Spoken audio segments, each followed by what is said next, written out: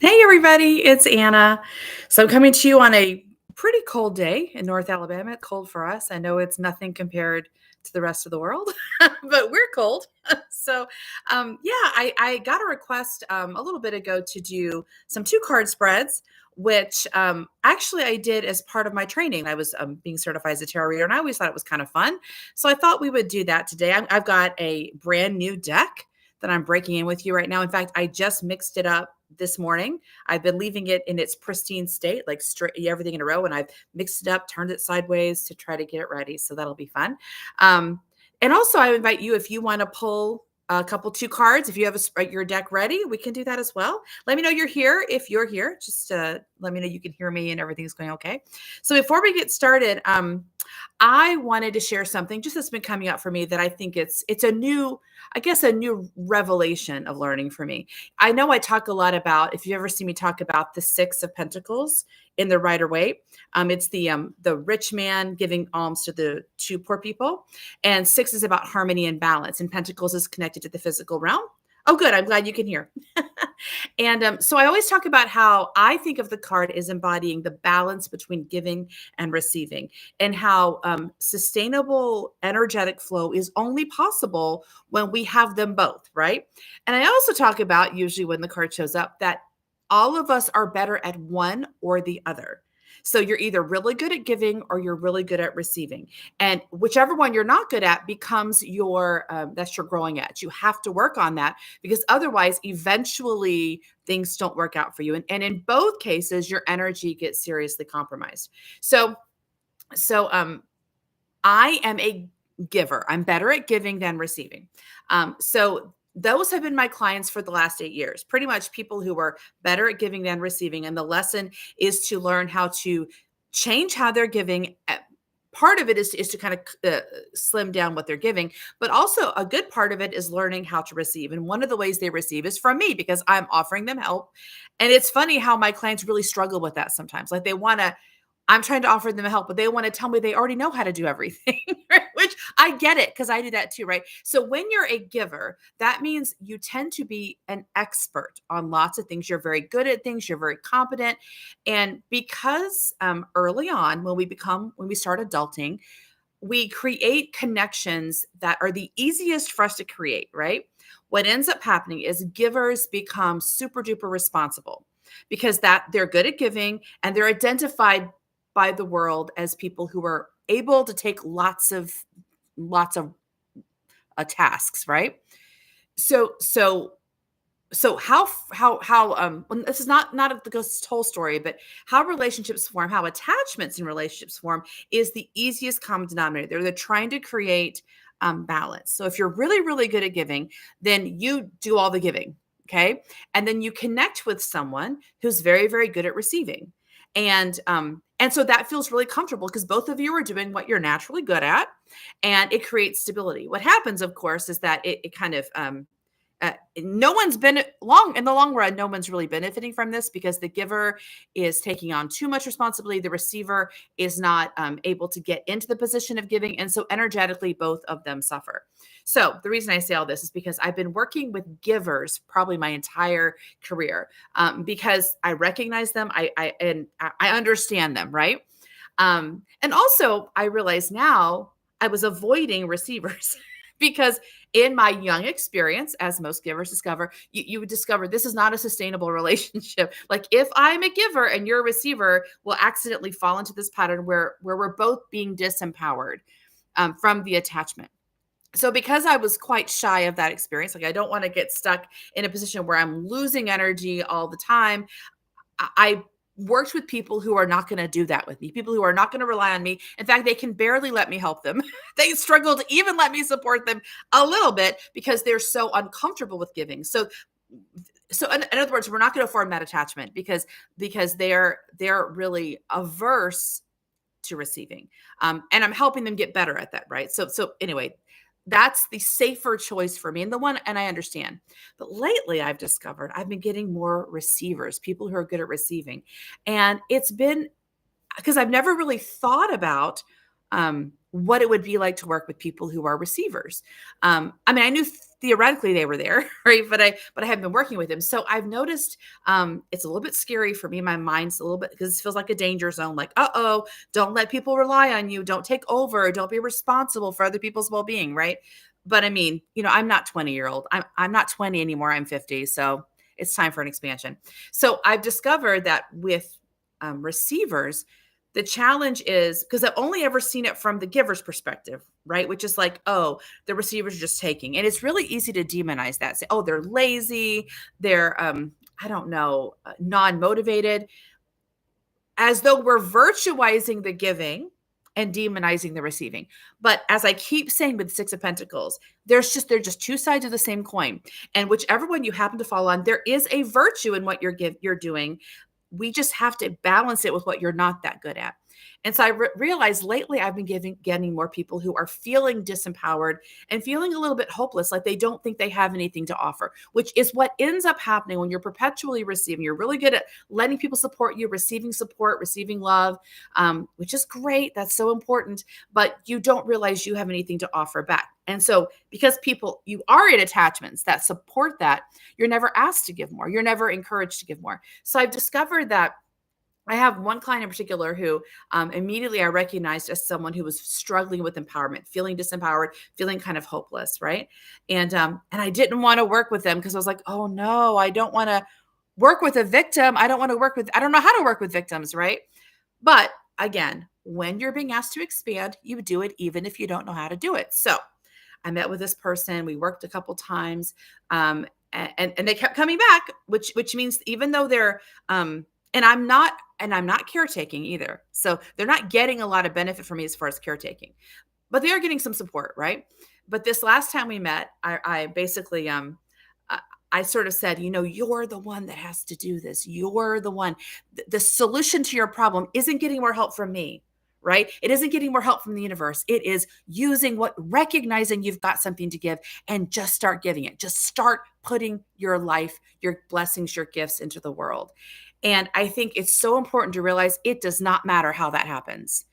Because what'll happen is you're like, okay, but how am I going to make a living off of this, right? Because the mind's thinking linearly, like, well, if I do this thing, I should get paid for it. That's how this is sustainable. No, that's not how it works. I mean, we do need to receive and give, right? But if you're already receiving support, whether that's people are supporting you, your friends are monetarily supporting you, or you're a student or whatever it is where you're already receiving. The problem is not you need to receive more. The problem is you need to start giving. That's the shift, right? And you give because it's time to give, because that's how you unstick yourself. So it does not matter how you give. It does not matter if you volunteer. It does not matter if you're you're on the street corner playing a song, or you're drawing pictures and you give them, you give them to someone in the hospital, or you're baking cookies and you give them at the nursing home, or you're just visiting the nursing home. It really doesn't matter. And I think that's the key thing. Everyone gets locked in to what they know how to do. And they think that if they do that harder, they will find the way out. Like if I'm a giver, I think if I just give harder, if I give more, then I'll shake myself out of this. But the problem is not that you're not giving enough. It's that you have to learn the other piece, which is letting yourself receive. And the same with receiving. People who are in the perpetual habit, or who are good at receiving, feel like, well, I have to get a little more support, a little more money, a little more education, a little more of this before I can give. And the key at that point is not, once I get enough filled in, I'll be able to move. You've got enough available. The problem is not you need more to receive, you need more to give. So it's just really fascinating to me. And I'm very excited to see how this opens up for me in my business, because now I feel like there is sort of a shift and there's more different kinds of people reaching out. And I'm interested in seeing how I learn how to respond to that, how my own gifts expand and shift and change. So yeah, I just wanted to lift that up because it just came to me like, I already knew that was important. Like energetic balance is important. I had not really had much experience looking at it from the side of people who are good at receiving and struggle to give, because it's not my experience, and most of my clients have been like me. So yeah, I just want to lift that up. So Okay, I'm going to pull a few cards from my new deck. Just starting off with a couple of 2-card spreads, and then I'll get to your guys's. Let's see. Bonzo's here, B Squared 11, Jesse T, Robert, and Regina. Yay. Okay. So I'm going to pull a few, and then you feel free if you've got a deck and you want to pull a couple cards. I think this is very fun because, as I always say, I don't look at a single card and say, well, this is what it means. Because I feel like the cards are like a vocabulary or like the alphabet, right? They can mean lots of different things depending on what context they're in. So I like to look at cards in the context of the question I've asked and the other cards in the spread, right? So 2 cards is a spread where you're not asking questions. It's a little more, it's like the 2 cards are talking to each other. And it's just fun to see like what kind of conversations come from that. When I was a pastor, I always preached. I preached from the lectionary, which is sort of the regular scripture reading set up by the church. And there's always multiple passages, like 4 passages in the lectionary. And my favorite thing to do was to pull 2 pieces from the scripture that don't go together and like figure out how they go together, because that provided kind of a narrative and a context. So I think working with 2 cards, I haven't done it in a long time, but I remember when I did do it as part of my practice, I'm like, this is fun. Like, how do they talk together? What new, excuse me, messages come up from them? So excuse me, I'm going to pull maybe a couple spreads on my own, and then we'll come to your spreads. Okay, so I have a new tarot deck called the Baroque Tarot, and it was I had to do a pre-order for it. So I don't know if it's still available. I actually reached out to the manufacturer because I didn't want to, I would like to review this deck, but I don't want to review it if I don't know if you can get it. So, but I'll just let you see it here in this context. You'll see it's really pretty. So I am pulling the Hierophant. And I got that one was backwards. The Emperor. They're both reversed.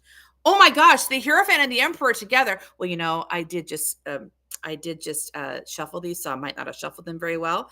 But even so, that's okay. So my mind would say, oh, we didn't do a very good job. But you know what? We take it as it comes. So we may discover several things in a row. So the Hierophant is the 5 card of the major arcana. It's the reversal.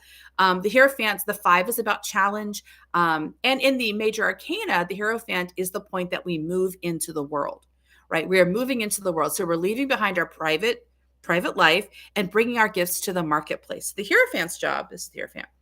If you could see him, oh my gosh, let me turn him up right so you can see him. So he's definitely a holy figure. In the Rider-Waite, he's like the Pope or something. So here we've got this very I have to look at him because I'm not familiar with him. This sort of stately gentleman who's raising his hands. And the role of the Hierophant is to welcome us into the larger community, right? So I think of the 5 as being, you're ready to bring your gifts into the world. Let's do it. The Hierophant's going to help us find our way, find our position, create our marketplace, create our shop, Now this one came to us reversed. So I'm going to read this because the Emperor is also reversed. I'm going to read this as, hold on. Let's go to the Emperor first. Okay. The Emperor. Here we've got a very kingly looking fella. They're very similar. Actually, if you look at them, they're similar. The Emperor. The Emperor is the number 4 card in the major arcana. So it happens just before the Hierophant. And it's about establishing your home. It's about foundation. And the Emperor is like the good father energy, right? So the Emperor is there to create a space in which you're safe, you're provided for. Basically, you're in your childhood phase. You're in the garden and you're in your home and you're being safe. And the Emperor makes sure you're safe and you're provided for. So you don't have to, worry about what's happening outside. You're in your private life. They're both reversed. Okay. So the way I'm going to read them, they're both reversed, is I'm going to read them oppositely. So you can see how I work with reversals, because they can't both be, the reversals can't mean the same thing, or they're canceling each other out. Okay. The reversal of the Hierophant, I think, means, it's not time to get too distracted by your world outside yourself. Okay. The world outside yourself, and I think that's a tendency the mind does, is that it will jump ahead of us. Like there is a whole system, a whole, practice for manifesting, and it takes certain steps, and not every step's an action step, and you can't jump ahead. So when you're in the middle of beginning your journey, you have to do the Emperor before you do the Hierophant. And that's because the Emperor creates the stable foundation in which you feel safe, your private sphere, where you can retreat, where you can heal, where you can return and be cared for. This is actually, if you think about giving and receiving, this is where you learn to receive, right? The Emperor is taking care of you. You are the apple of his eye, and he's going to take care of you. So you learn that there is a place completely dedicated to you where you are the center of the universe, and all that matters is your well-being. We need this place of stability to receive very deeply before we're ready to give. We go into the marketplace and now we're offering something, and we need them actually to support each other. So even though in the major arcana you go from the 4 to the 5, everything's nonlinear, right? So actually you're going to be going back and forth between the Hierophant and the Emperor. And the reversal of the Emperor, I would say, is like digging into the Emperor, staying in the Emperor. So this would be a good message for me, right? You have to be cared for and receive before you learn to give. And when you start giving to the point that you're exhausted, which is probably where the Hierophant is, where we need to retreat from the marketplace, you go back into the home where you can be taken care of. And so again, I didn't plan that, but the 6 of Pentacles, I think these guys are showing that.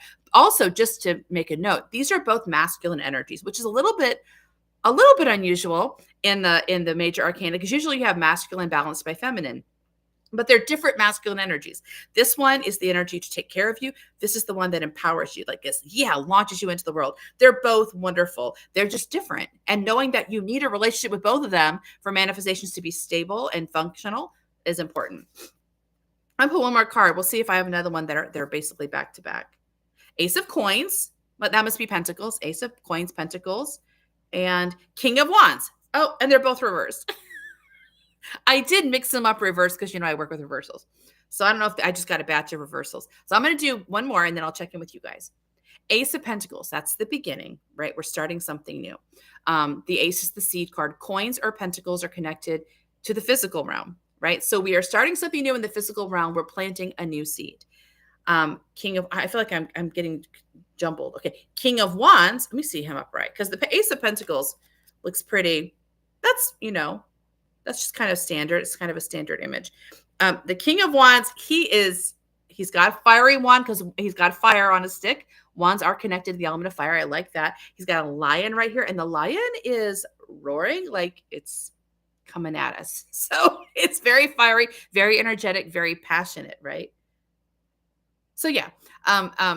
So that reminds me of the Queen and King of Wands, that their wands are about fire and passion and energy, following your instincts, letting your vigor run. And the King is the master energy of the court card. So he's the one that knows how to use his energy. So this is the master of passion. He knows how to do things. He knows how to evoke passion. He also knows how to spread inspiration in the world. This is a very charismatic leader, very energetic, and attractive, right? The King and Queen of Wands I think of as being, and also the Knight of Wands, they're all very attractive because they're so full of life, and you can feel yourself wanting to be part of that. So this is a leadership energy. So I would say, when I see the Ace of Coins reversed, Ace of Pentacles reversed, and the King of Wands reversed, I would say, we are not starting something new. You've already started something new. And this is always an important lesson for the mind to be reminded of. As I said before, everything's not an action step. Sometimes you have to take an action step and then wait, and then trust that the thing that you planted in the ground is going to start. So instead of continually planting new seeds, a lot of us want to do that. Plant, and we never. And actually, that's something you can do if you're a giver. You're not good at waiting. You're not good at receiving. When you're waiting, actually, I think of that when we have a resting step. That's when we're allowing the universe to move on our behalf. That's when we are receiving.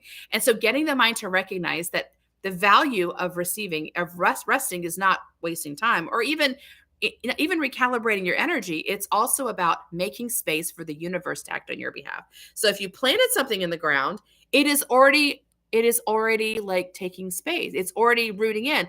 Just give it a chance to root in and wait in faith for the next thing to come.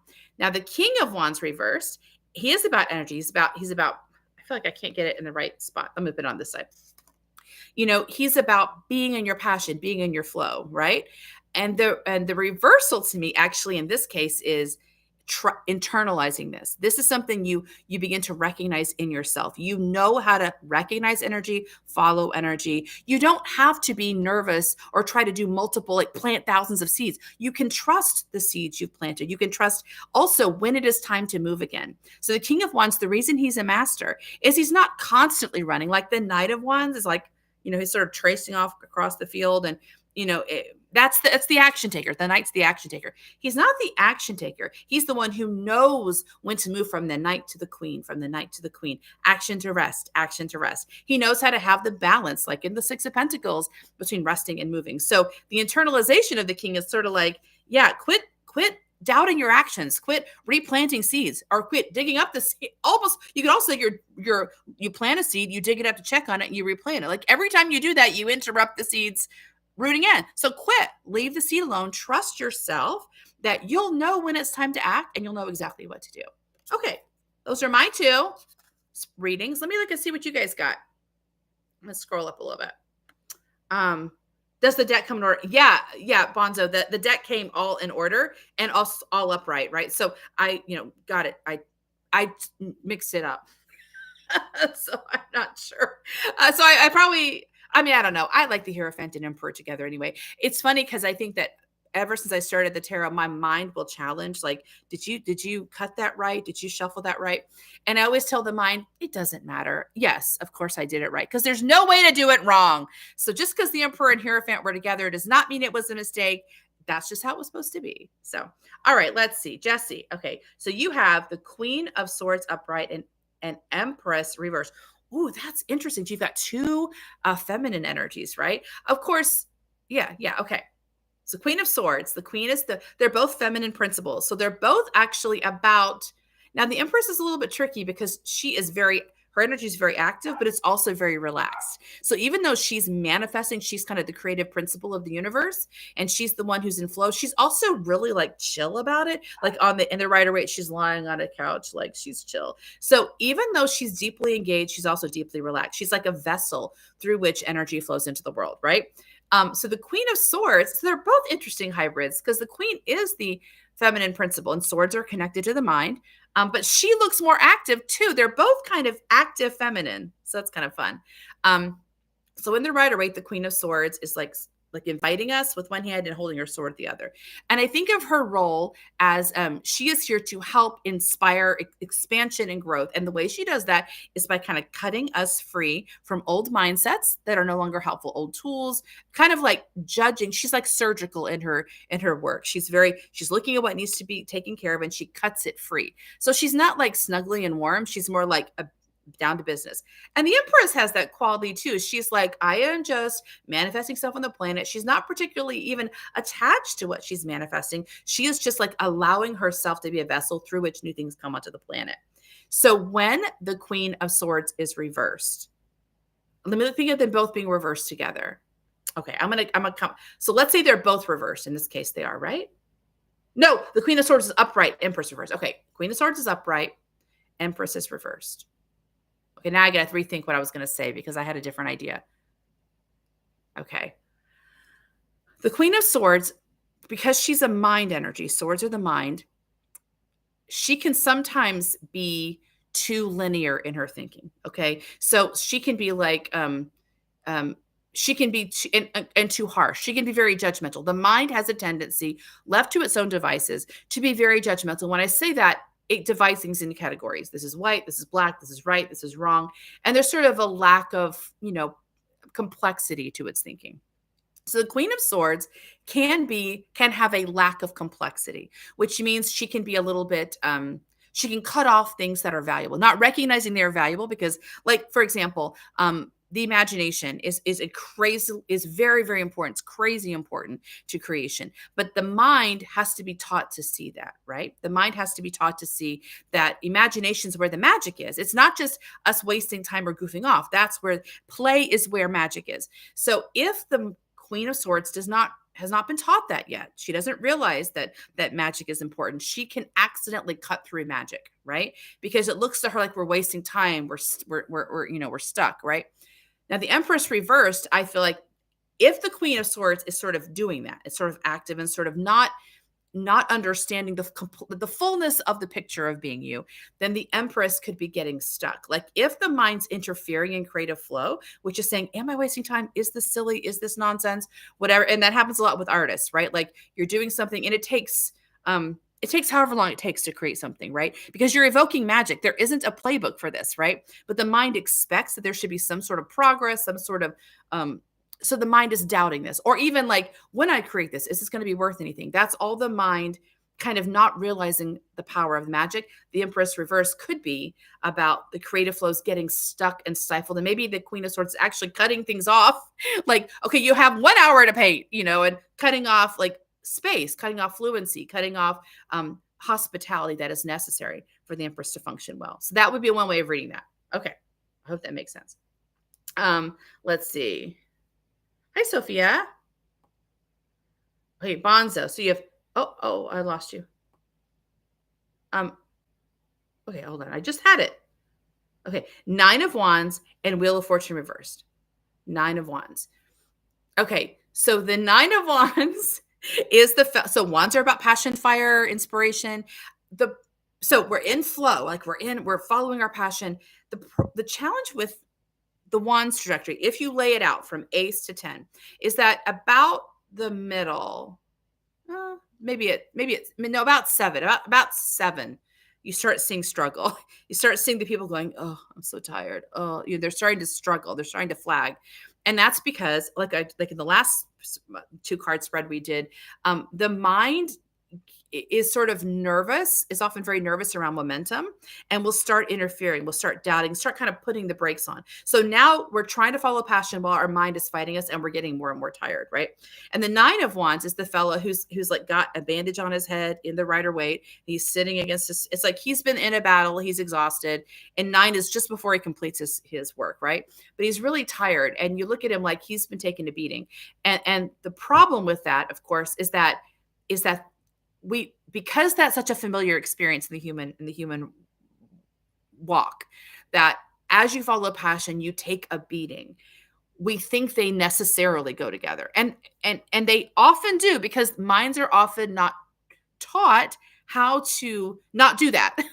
Okay, the mind is trying to keep you safe, and passion does not look safe. So the mind is trying to keep you safe while you're trying to run free. And so it's such a common experience that we think they necessarily go together. I would say they don't necessarily go together, but we have to actually help the mind stop doing it. The mind has to be healed, released, and trained so it no longer pushes against you. It's now, so it doesn't create resistance unnecessarily. And the Wheel of Fortune reverse, the Wheel of Fortune reverse is kind of the experience of like, yeah, maybe the universe is working against us. It can often be felt that way. Like, yeah, things aren't going my way. I'm quite unlucky. I'm not getting supported. I have to fight, or I have to give up. Like nothing's going to come easy. Nothing's really on my side. So that feeling of the 9 of Wands, getting tired of the Wheel of Fortune, like the universe is against me. It's easy to think it's the universe against us. I would say the universe is not against us. I would say the mind is accidentally working against us. And the Wheel of Fortune card is an invitation it really is about the mind learning something. And the Wheel of Fortune is about non-attachment. We're trying to teach the mind not to judge what's in front of it, teach it to engage what's in front of it from a place of faith and curiosity, not fear and judgment. But again, that takes healing and work with the mind. It takes deliberate coaching and support and response to the mind for the mind to unlearn. Well, all right, not to unlearn necessarily, but to release the patterns it's been taught by a world that's about survival, to let go of those techniques or those strategies and learn a new strategy, which is about how it can lean into magic and recognize and agree to the support of the universe rather than expecting to fight it. Okay. That's it for me for that one. Regina, your 2 cards are 8 of Wands and 10 of Swords. Oh my goodness. Those are both very exciting cards. 8 is about flow and power and mastery, and Wands, again, passion. So 8 of Wands is one of the strongest cards, very full of energy. And actually in the image, the wands are flying through the air. So basically they're unstoppable. Basically, when you're in the 8 of Wands, your passion is on its way. It's going where it's going. we are along for the ride now. We're just kind of letting it flow and seeing where it lands.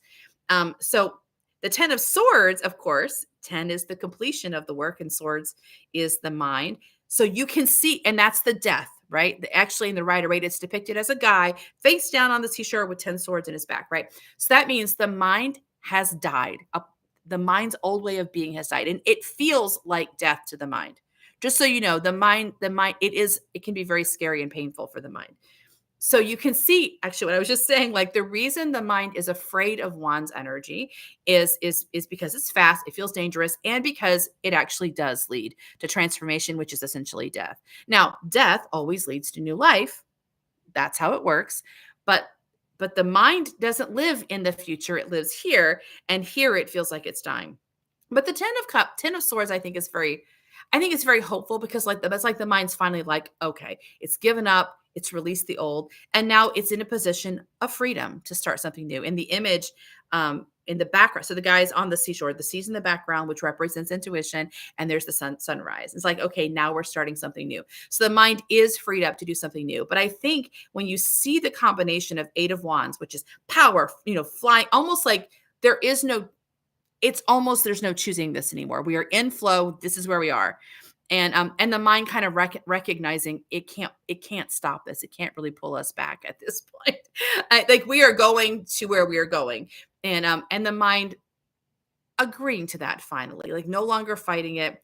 Of course, before the 10 of swords, there's the 9 of swords, which is the mind panicking. So I think it's really important. To realize that the reason we talk about helping the mind and healing the mind and supporting the mind is this is very, very difficult work. Walking in a nonlinear path, following an intuition, which is not rational, doesn't match the structures of the world, is asking the mind to walk very often blindly into faith and walking into its own death.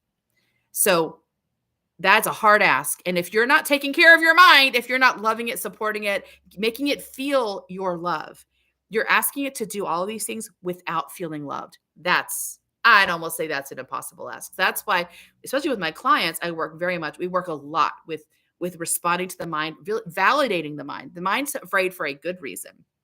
And we're going to make sure we honor that and take care of it. So the mind is never asked to do something this difficult without all the proper backing. Okay, that's it for me for that one. Bobby. Okay, 6 of swords reversed and 10 of cups upright. Okay, 6 of swords. Oh, 6 of swords reversed. You can see, like, oh, that's right. 6 of swords. 6 is about harmony and balance or integration. It's about integration. Swords are about the mind, and the image in the Rider-Waite is the man ferrying the woman and child across the body of water. And I always think of that as the mind is leaving behind a disharmonious structure. So this card feels kind of sad. And as I said, if you look at the sword's trajectory, it is a hard trajectory. There's a lot of loss. There's a lot of pain in the sword's trajectory because this is a painful thing the mind's being asked to do. And this is one of those minds where the mind's like, it's being exiled from its home. The mother and child are being taken away from their old home on the way to create a new place of harmony. So the mind is making a transition and it's over water, which water is connected to the intuition, but the water is inherently unstable, right? If you think about people who get seasick, like it's because we don't feel comfortable on water. We feel comfortable on land. So this is a pretty uncomfortable, sad time of loss for the mind, but it is going. That means the mind is now leaving behind what it knows and that is now disharmonious. And it's disharmonious because it no longer matches the purpose of your life. So the structure that used to feel like home, it doesn't match you anymore. And it's time to leave it behind and go find another place. But the reversal of that, I think, if you match it with the 10 of cups, right, is the mind's agreed. The mind is not fighting this any longer. The mind's just sort of submitting that this is the change that needs to take place. I'm going to lose what I know.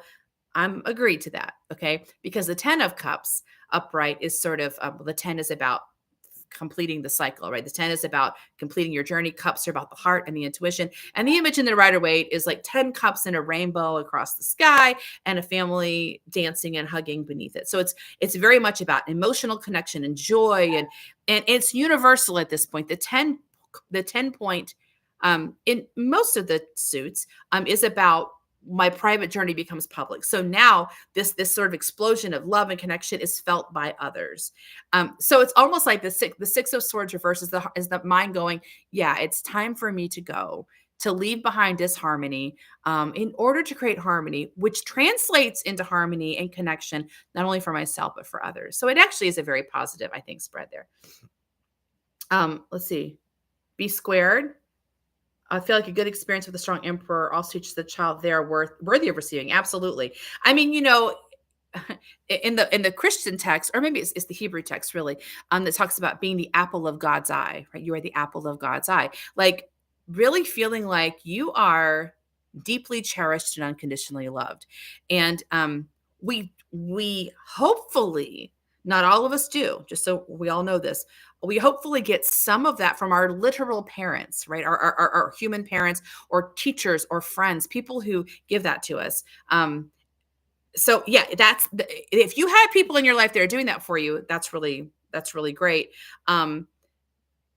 For people like me, just so not everyone's like me.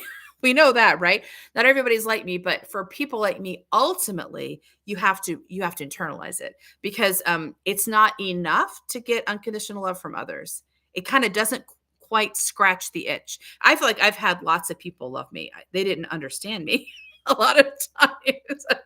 I was very odd, but I feel like I have been loved my whole life. I've been supported. So it's about kind of taking that and internalizing it and saying, and I will access that for myself. But you're absolutely right. The apple of your eye. Oh, I didn't even read you said that, the apple of your eye. Like this is who I adore. You are adored. And when you act like a brat, you're adored. And when you mess up, you're adored, because it's not the love has nothing to do with what you're accomplishing. It has to do with your beingness. Yeah. So, okay. So bedroom thesis. Six of Cups upright and Six of Wands reverse. Six of Cups upright. So, so Six of Cups upright are the two children in the garden sharing cups of flowers together. Six, as I said before, is about harmony and integrity, and in this case, cups are about the connection and the heart and intuition. And this is like a moment, I think, of innocence, like kind of saying, these two children have unguarded hearts. Their hearts are open. There's lots of harmony. There's no stress here. And in the image in the Rider Waite, there's a fella, like a guard, who's leaving the scene. So it's like, yeah, we're getting rid of guardedness, getting rid of the adult. We're going to like relax into this childlike acceptance. And actually what we're saying about the apple of your eye, like the idea of course I'm loved. There's no reason to guard my heart. My heart is beautiful and amazing and lovely. So yes, I will share flowers with you and we will share our hearts together, kind of from a place of choosing to let your guard down. I always make a point of saying innocence is not the same as naivete. Naivete is what children have when they've never been hurt. So they don't know anything bad can happen to them. You can also impose naivete on yourself if you gaslight yourself, which is to say, oh no, everything's always perfect. Nothing bad ever happens, but it's not true. And so the intention, I think, and actually you get this a lot with people who are trying to place a linear interpretation of magic, which is, we'll just have positive thoughts, toxic positivity people will talk about, right? Just have positive thoughts. Don't even acknowledge the hard things because we don't want to, invite the hard things. So that's also naivete, but it's naivete coming from closing your eyes to the truth, like having rose-colored glasses. True innocence, which is what I think the Six of Cups invites us to, is about dealing with what hurt you, healing it, releasing it so that you can come to the world fresh. It's a choice you make. It's a choice you make to heal yourself and to make a choice to stay open. And so, and that's, as I've said, that's really, that's not easy to do. It's nice to say, it's difficult to do because, again, it takes a very strong commitment to solving the problems as they come up. And that means you're solving the problems with your mind. That means you are healing what needs to be healed. You're acknowledging what needs to be acknowledged. You're crying, we need to cry. The idea, because if your naivete means you shut down the mind a little bit, like you're not letting the mind engage the reality in front of it. So you're disabling the mind. And the mind, a disabled mind, it affects your ability to be an actor. You no longer have agency because the mind is the part of us that's human, that's on the planet doing stuff. And if you blind your mind halfway, it no longer can engage the reality in front of it. So I think that there's a tendency to conflate naivete and innocence. And I just always want to say innocence is a state of mind that we cultivate, knowing that bad things are there, but being committed to engaging them and releasing them and loving them so they don't become a block to us. Okay, that's that. It was six of cups upright, six of wands reversed. Okay, six of wands is okay, that's the image. Again, the six is about harmony and integrity. And the image in the six of wands is the fella returning from some kind, it's like a knight returning from some kind of victory. He's got a wreath, like a garland wreath showing that he's been victorious. People are gathering around and saying, yay, yay, you, yay, you. So when it's upright, I think of it as being like a celebration. People are in harmony with you. They see what you're doing. Your passion is, your wands have been passionate and guiding you, and you followed your vision. And people are like, yay, so you're getting all this support and love. The reversal, I think, is about cheering for yourself. It's like that celebration, that harmony is internal. So I think it is wonderful to get validation from others. And if you're someone who very much benefits from that, like you get stabilized by that, then that is the journey that makes sense to you. My experience is other people's validation. If I need it, something's already insecure. It's always to answer an unmet need inside of myself. So it doesn't work, right? Because I can get lots of people validating me, and I'm still like, yeah, it doesn't scratch my itch, right? So the reversal of the six of wands is like building that victory, that celebration, that recognition of your victory within yourself. And I actually talked about this a lot with my clients recently. Is like, it's so important to like tell your mind how amazing it is, because your mind's the one doing the hard work. It's in the world, it's meeting people, it's communicating, taking action steps. It's the one that's kind of engaging fear and scarcity in others, and carrying on with gravity, all the things the mind is doing. And the mind also tends to be kind of hard on itself. Like it tends not to recognize that it is part of the team. It's an important part of the team. So the six of wands reverse is almost like you cheer yourself on. Wow, that was amazing. That was so cool. What you did is so amazing. Like having that very deliberate internal dialogue where you really praise yourself. You really acknowledge how amazing you are. Because especially if you're someone like me, if that is missing, your mind does not know. It doesn't matter what amazing things you do. And you are doing amazing things, but your mind is not seeing them because you're not showing the mind. You are a superstar. You are amazing. So yeah, I think that's really, really important. It's often overlooked as the virtue it is. So that's why I would read that. So Monica, Empress reversed and 10 of Cups. Okay. So we've had both of those already. Empress reversed. The Empress is the creative principle of the universe, the feminine principle that's also very active, that kind of manifests things onto the planet. She is both engaged and relaxed at the same time.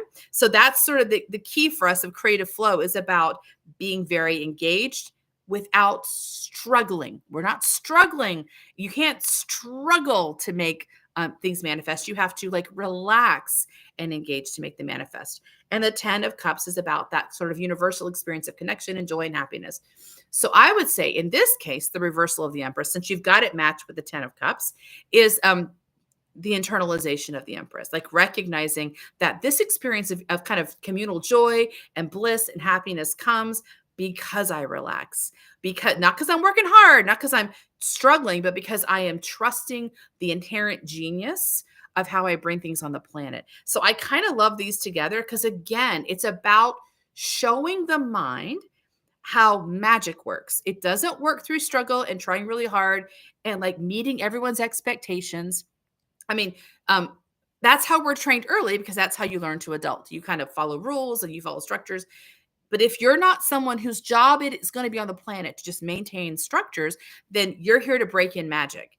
And magic works from a place of play and release and joy. And when you relax into that, it has this huge benefit for other people. So the less you struggle, the more other people benefit.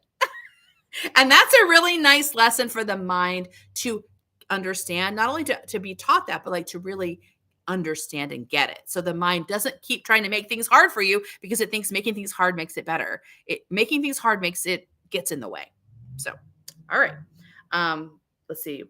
B squared. Tower, Queen of Wands. So, okay. Oh, goodness. Okay. So the tower, I like those two actually together because the tower is the major arcana card, which shows the tower that's now on fire. It's falling apart, and there's two people falling out of the tower. There's a bolt of lightning, right, striking the tower. And a lot of times the bolt of lightning is represented as like a moment of insight where suddenly we realize something, and the tower is now falling apart. So of course we know the tower looks kind of scary. It looks kind of painful. These people are falling in the Rider Waite. They're falling head first. They're going to land on their heads, which is not going to be pleasant. So the tower is when a structure falls apart.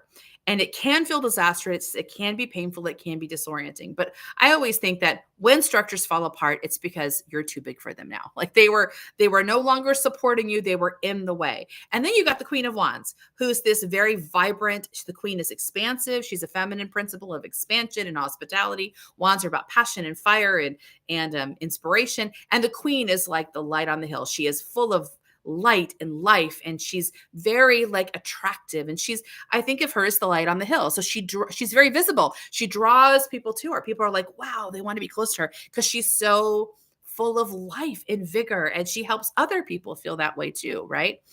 So the tower, if you see it that way, the tower is like the structure that has to fall so the Queen can finally shine in all her radiance. She is too big for the tower. The tower is blunting her light. Get rid of the tower so the Queen can shine and the world can be blessed in a much bigger way. That one feels kind of easy. Okay. Hi, Wildflower. Okay, let's see. Let's see. I may have gone too far. Okay, let's see. Okay, so real Cisco, the tower reversed and the star reversed. Oh my gosh, you're kidding, because they're right in a row, right? Tower again is about structure falling apart, right? Structure falling apart. The challenge of it is the challenge is always with the mind. Almost always. There's some challenges that hit the intuition. Almost all the challenges in the actually the major arcana are the mind learning how to walk this path, right? So when the tower falls apart, there can be injury, there can be pain, like these people landing on their heads. So the reversal of the tower is like almost like we can get stuck in that. Like the mind's like, oh, what did I do wrong? What's working against me? Kind of that heaviness of being broken, being disappointed, being grieved. All those things can happen. And that momentum with the mind is the mind will kind of settle into that momentum. And the star is the next card in the major arcana. If you're moving from the tower to the star. And so the star reversed, they're almost like they're working together, both saying, yeah, we don't want to get stuck in this place, because if you can kind of help your mind like rouse itself up and actually give the mind the support it needs. If the mind is deeply rattled, deeply fearful, deeply painful, we have to take the time to support the mind, encourage it, and then help it move on to the star. The star is the place where we recover, right? It's like in the image of the star, the woman is naked. So she's sort of in her skin. She's in the starlight. And it's like she's getting all of there's 7 stars in the sky, which connect to the 7 energy chakras. So like all the chakras are being rebalanced. Everything's coming back online. So we've had this pretty significant like trauma, and we're kind of moving from that into the place of recovering from the trauma. And the image is also she's pouring water like in the pool and on the ground. So there's this idea of we're refreshing ourselves. But the tower the star isn't just about recovering. It's about finding the expansion that happened. The reason the tower fell is because we got big, right? We just changed shape and the tower was in the way of that. So the star is not just about like recovering. It's about like seeing where you have grown, feeling through the new energy that's been released. So the reversals here could be like the mind is sort of almost lost, almost feeling held down by all this gravity. It needs help so that it can understand the tower differently. It's not my fault. It's not a disaster. It's not anything against me. It was a release point, a breakthrough for the star. And so that transition can take place. Let's see. Okay, so Sophia, the Magician and the 5 of Swords. Oh, that's interesting. So the Magician is the number 1 card in the major arcana. It's the invoking moment where we say, okay, we're going to start something new. The Magician is the masculine principle. When I say that, it's because he's the one. He's like, what do I want to create, right? Which is I'm making a decision. I am the actor, right? And the magician literally is pointing in the Rider-Waite, one finger to heaven, one finger to the earth, and saying, yes, we're going to pull down a seed of a new beginning. So it really is about the magician. I mean, it's funny because there's a little bit of hubris in theirs, but it's true. Like the idea of like, I'm going to tell heaven what I want to make on the planet. I expect heaven to give me that seed, right? But that's true. That is the relationship we have with the universe. I want this, bam. And so he pulls it into the planet, right? So so I kind of like the fact that the first principle is is the mind. The mind saying, what do I want? What needs to be here? And sort of living into that desire then creates the new partnership or the new project we're going to work on. The Five of Swords is interesting because I think the five is about challenge. It's about crisis, right? And in the Five of Swords, in the Rider-Waite, there's a guy on the seashore challenging people to duels. He's very smirking. He's very proud of himself. He already has a few swords, and it's like, yeah, I can beat anybody. So it's like the mind wanting to prove itself, defend itself, be better than other people, which is the sign of an insecure mind. A mind that's trying to prove itself is one that's feeling comforted by the fact that it's better than others or it's smarter than others, right? So the invitation here is like, yeah, let's see who's smarter. Let's see who's better who's more clever, who's better with the sword, right?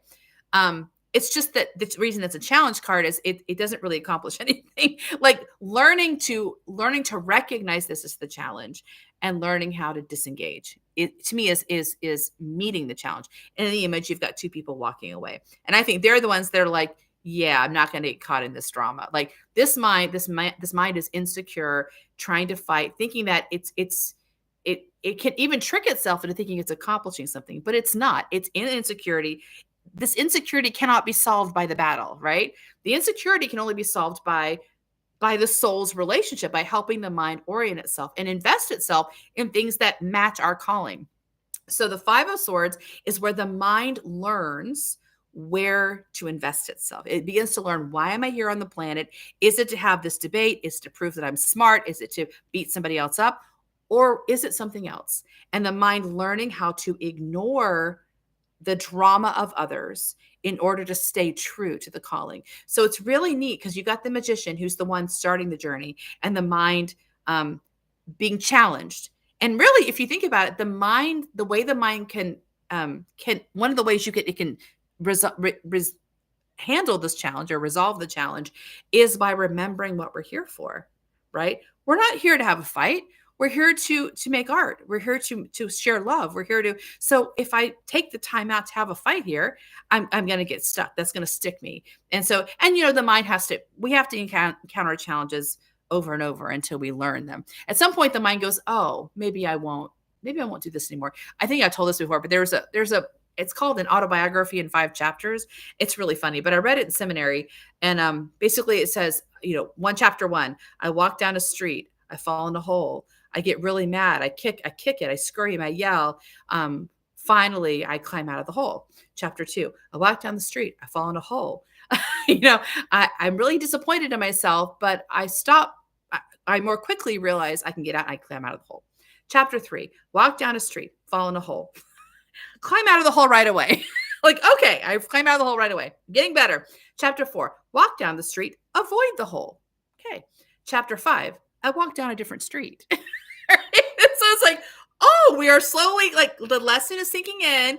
Let's change our strategy. And I think the Five of Swords is the mind saying, oh, we're going to change our strategy. We're not even going to engage this because I am on the track of this purpose and I'm committed to doing that. Okay.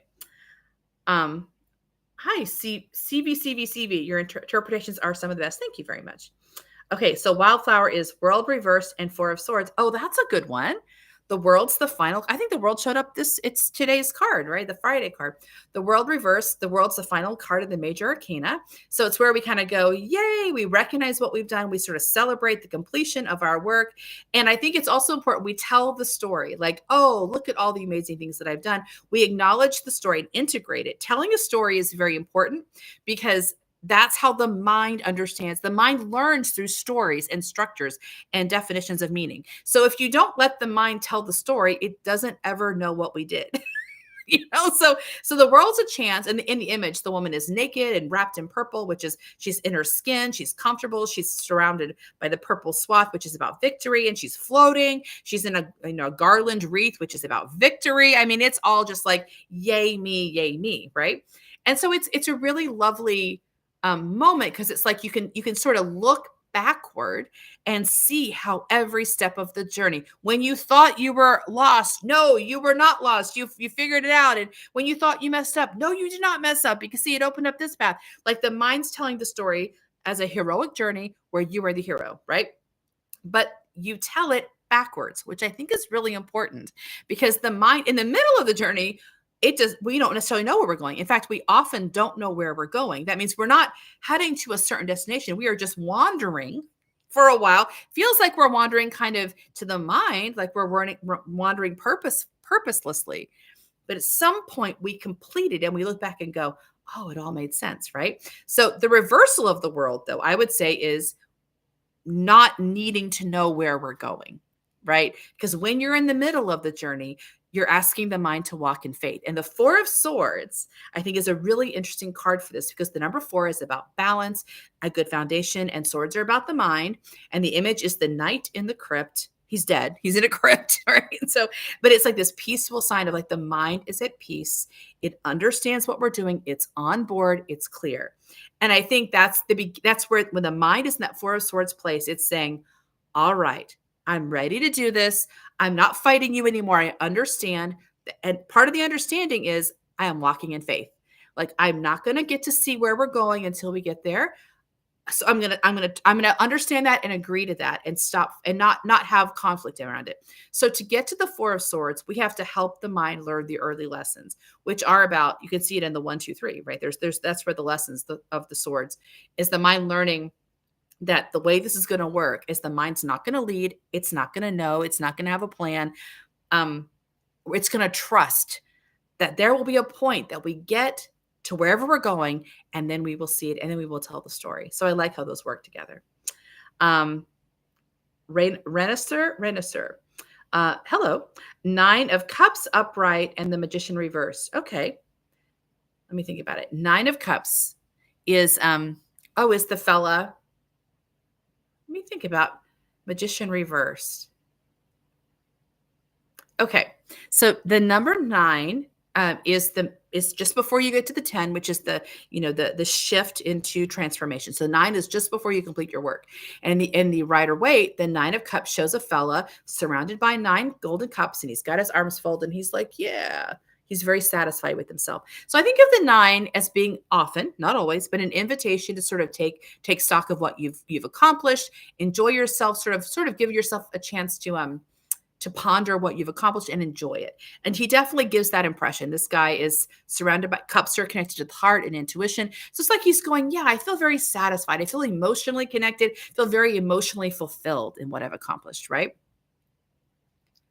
The challenge of the 9 is is that you can get stuck there. And that's actually a pretty common occurrence. They talk about, different people talk about this, the idea of you're on your journey and it's the last 2%. That's where you often want to stop. And you'd think you wouldn't, because you're so close to the end. You'd think you'd be very inspired. And you can be. You can use the 9 as like, wow, this is so great. Let's put it in the world. You can use it as a jumping off spot. But you can also use it as a moment of pause where the mind goes, maybe we don't want to let go of this. Maybe we want to stay here. This is so nice. It's so nice being here, surrounded by my blessings, surrounded by my joys. Like, if I let go of, you have to let go of this. Basically, you're going to have to let go of the 9 to get to the 10. And in the 10, whatever you've accomplished belongs to the world now, and you lose it. You do lose it. There is a loss to the creative journey, and the loss is when the thing you've created is released. And loss. Not only do you lose it, but also you start a new journey, right? And that's the unknown. So the mind, loss is hard for the mind, and the unknown is hard for the mind. So that's why in the 9 point, you can get stuck and kind of fail to complete the journey. So the Magician reverse is interesting, because I think the Magician, as I said just a little bit ago, is about us, our purpose on the planet, what we're gonna create. We're gonna plant a seed, evoke it from heaven, and plant the seed. Um, and the reversal of the magician is almost like, what are we here to do again? like remember what you're here to do. You're not here to sit at the 9 point. That's not the purpose. Not for you to just sit around by yourself in your little jewel room and enjoy what you created. Your purpose here ultimately, even though almost all of my clients, I will say, are self-oriented in their journey. That means you're following your own compass. A lot of what you do, you have to do on your own. A lot of it feels like you're in solitude because no one really understands what you're doing. So you're doing something that no one understands. So it's very self-focused. A lot of the journey feels that way. Ultimately, you're doing this to feed the whole. You're here to serve the whole. And so the reason you evoke that seed was to finish this journey and give it to the world and start it and then evoke a new seed. So the idea of like, don't forget what you did this for. It wasn't to just sit around and enjoy what you've accomplished. It was to give this to the world. So I consider that maybe how that works. Let's see. There's a few more. Oh my gosh, there's a lot more. Okay. Jazz, 10 of coins. That'll be 10 of pentacles and judgment. Okay. Okay.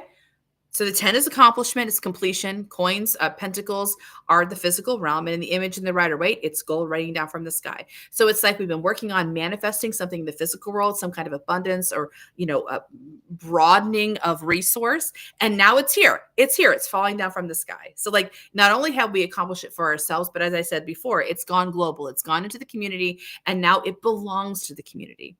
Judgment is the resurrection card. So judgment in the Rider-Waite shows an angel blowing a trumpet and calling the people out of their graves. So the idea is you're leaving your old life in the grave, cutting yourself free from the gravity of it and moving on. So you're fully present, able to take on the new life and everything it's bringing for you. You've completed something. And judgment happens toward the end. It happens right after World. So we talked, no, not after World. I'm sorry, after Sun, just before World. So we cut it free. And then we go to World and say, yay, tell the story and we move on, right?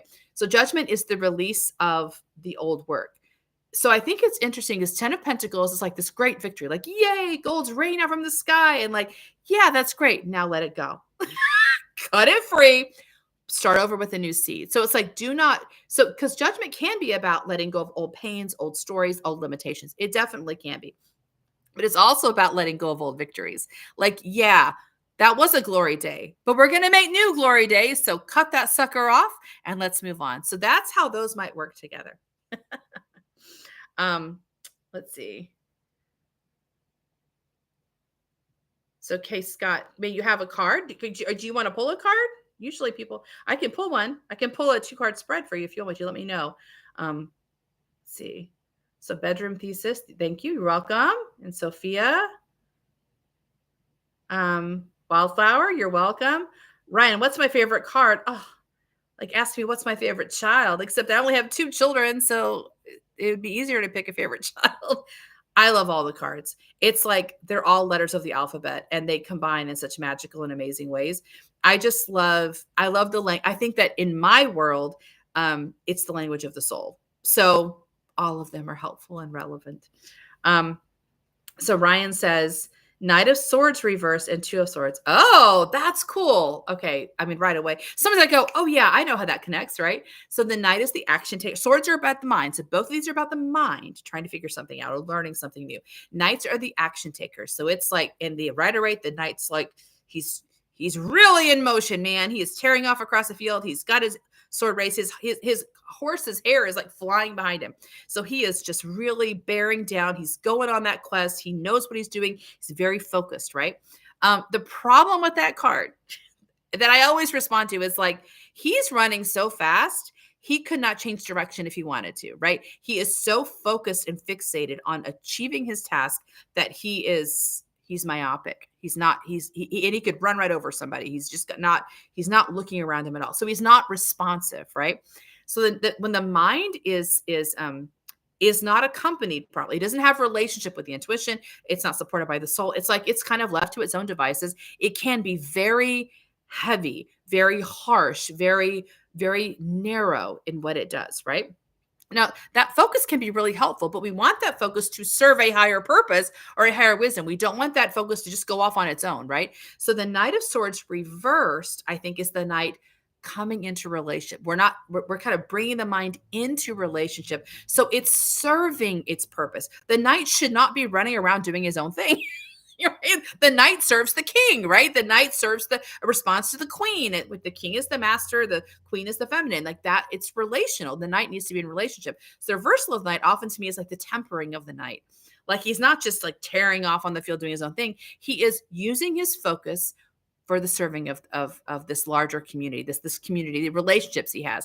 And the Two of Swords is the same thing, right? Because the two is the number two, connects to rooting in or like germination. And in the Swords trajectory, it's the lady who's blindfolded sitting at the seashore with her crossed swords, right? And so it's like it usually suggests we have to make a decision, right? But we are blind. We don't know what to do. We're not sure what decision to make. We can, and so we're stuck. But we're not really stuck because in the background is the sea. And in the two mark of the swords, the invitation is for the mind to recognize it has a partner in the intuition. And the intuition has access to wisdom and to genius that the mind does not on its own have access to. So if the mind can stop working hard at making the right decision and can relax and open to this relationship with the intuition, it is freed up to move forward. That's the rooting in. That's the relationship is getting rooted in that two mark. So if the Two of Swords happens and the mind learns that there's this huge resource available, it's its partner, the soul's there to help navigate this, then the knight becomes reversed and uses all that power and that focus and that commitment to serving something larger than itself. Okay, I think that's everything for right now. Great. Well, I'm glad you guys were all here. Oh wait, one more.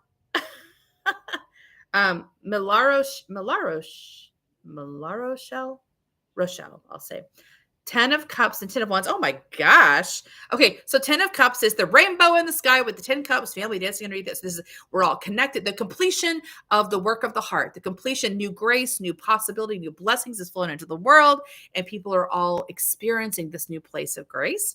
And 8 of Wands is about that. The swords are flying, or not the swords, the wands are flying through the sky. 8 is about momentum and power and passion and well, 8s are about momentum and passion, power, and wands are about passion. So that's this. So you've got really the combination of this, the passions and flow. It's going where it's going to go. It knows where it's going. It's going to make its mark. And you have the sort of softer energy, because I think of the wands as being very fiery. And of course, cups are connected to the intuition, which is about water. So you got the fire and the water. There's sort of this gentle sort of connection that feels really lovely. And then this other energy, which is about making things happen. So yeah, I like that one. That means there's a lot of things happening. So like definitely keep an eye out for following your passion, listening to your heart and letting your heart, the passion is, because I think the heart is connected to the intuition. Even passion is serving the heart. Right? Even the passion, even though it's fiery and and the mind can serve the heart. Everything actually, ultimately, we're on this planet because we agreed to do something. Our intuition knows what it agreed to do, and it's the one trying to get us to do the thing. And all the energies that come from that, all the energies that you can employ for that are all available. And I think, passion. And what's really cool is passion, because it's so strong, because it's so fiery, it's easy to think of it as dangerous. That's why the mind is nervous around wands, right? It's like, well, that's fire. That's dangerous, right?